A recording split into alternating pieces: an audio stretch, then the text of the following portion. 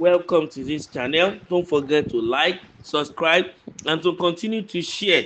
We are looking at Edo State politics this time around as regards the feud between the local government chairman and the incumbent governor Okpebholo. Edo local government chairman resumed duties following court order. Local government administration in Edo State moved closer to normalcy today as several suspended chairmen resume office in compliance with the state high court ruling. Among those resuming or returning were the chairmen of Esan South East, South Esan North East, and Esako West local government areas who received votes of confidence from their respective councillors. The reinstatement follow a December injunction by Justice Efe Ikonwamba of the Edo State High Court, which declared the suspensions illegal and ordered the immediate reinstatement of the affected chairmen. The order has been widely hailed as a victory for democracy and the rule of law.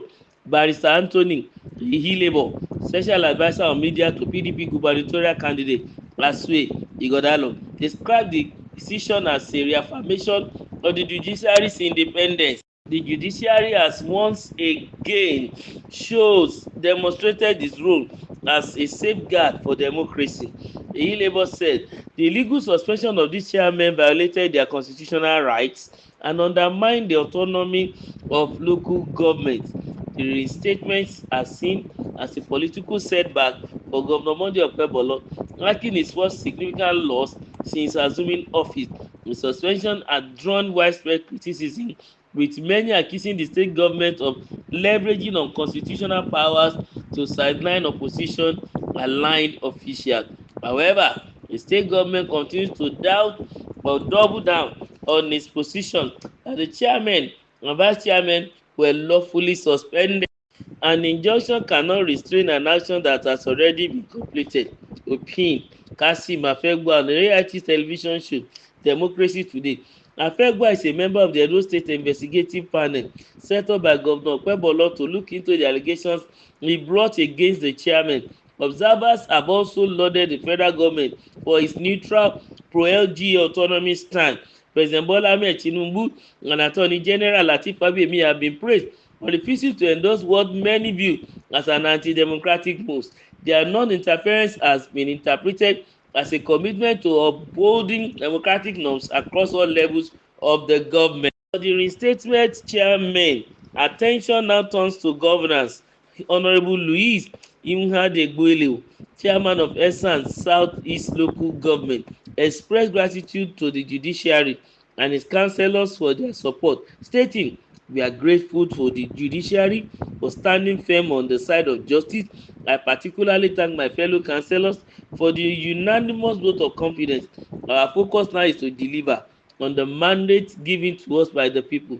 Analysts believe that the Supreme Court's July 11 judgment, which upheld constitutional projection for local government, will likely influence similar disputes in the future, reinforcing Nigeria's democratic framework.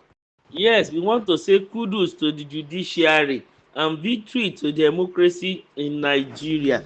At this rate, if we continue to abide by the rules of the law and rules of the game, Nigeria's move to a better future will be accelerated. Yes, the local chairmen are bound, they are under the law and right to resume office today, irrespective of what the state government is trying to do or to say.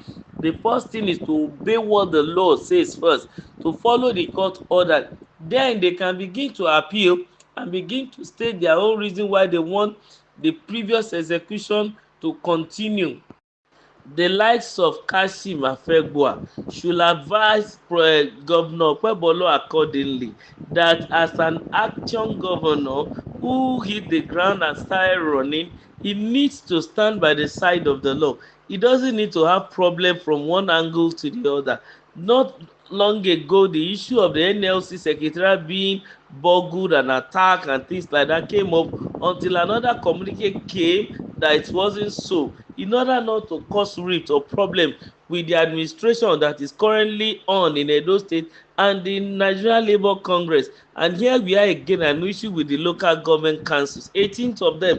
I think the governor should tread carefully at this point in time. He should respect the rule of law, and when the court give any judgment, he should abide by it. And that's what brings victory and beauty to democracy and people who are democratic in nature.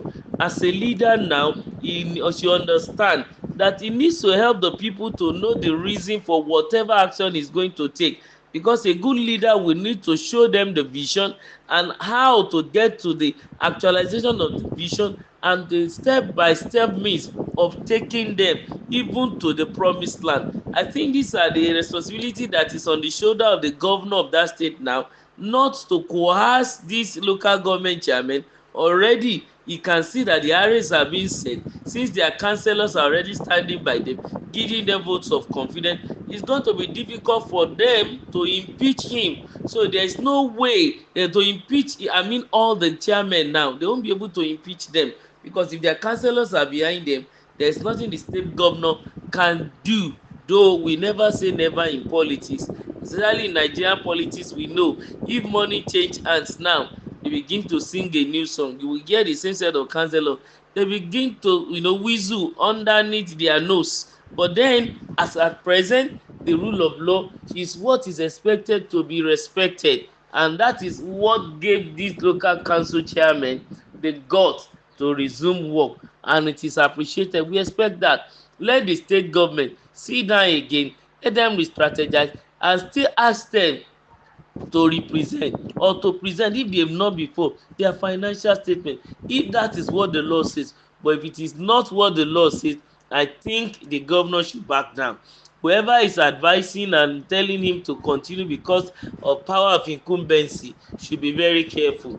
He should know if he's not careful, he will be absolutely corrupt, because power itself corrupts, and absolute power, they say, corrupts absolutely. And then thank God for the July election, July judgment, 11 judgment, that is making our politics to thrive. The judiciary is giving more strength.